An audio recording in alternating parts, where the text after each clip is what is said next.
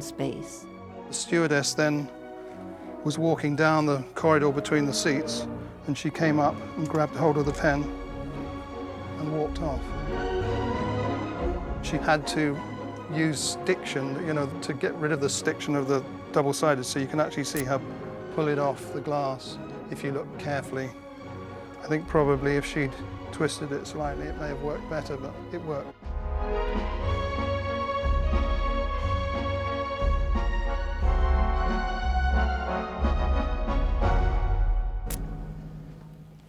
Your pen, sir, it's floating out again.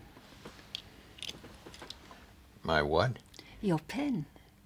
Every morning before we started filming, 3 space hostesses had to meet in Stanley Kubrick's caravan, and we would sit there solemnly, and by this time we were dressed in our white trouser suits and with a plastic bag over the top because he was terrified of us getting dusty.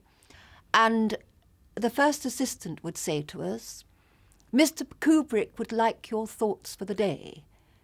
So come out with anything, like, "I now see immortality is the fate of us all." And the first assistant would relay that to Stanley Kubrick, and he'd sit and think for a little while, and then he'd say, "Good, we can go with that. Let's start work." I wasn't on his wavelength. It's as simple as that. And he would say, it got to the point on day 4 when he would say good morning, and I would really wonder what he really meant. He always communicated indirectly, and if you were sort of working in a scene, he wouldn't communicate with you, he would communicate with the first assistant and say, "Please, could you go and ask Heather to do so-and-so, or could you ask Heather what she thinks about that?" And then if you said it directly to him, he would pretend he couldn't hear. You don't mind the 37 takes. You don't mind the location standing in the mud or... I mean, you think of those kids on Titanic. I mean, look at those, what they had to do on take 15.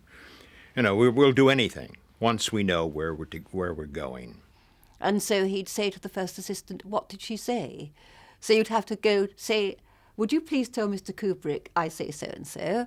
And so then the first assistant would say, "Heather says so-and-so." And he'd say, "Fine, well, could you tell her that this is the answer to that?" And so we went on all day long.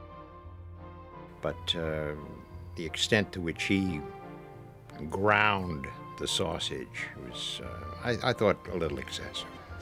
The basic theme of the movie is evolution, and we were quite conscious of that, from ape to man and what lies beyond man. 2001 wasn't just about our future. Its opening scenes were set millions of years in the past, at a time when our primitive ape ancestors were struggling for survival. The portrayal of these creatures and their response to an alien intelligence required skilled mime actors and dancers to study real apes, preparing, almost literally, to don their skins.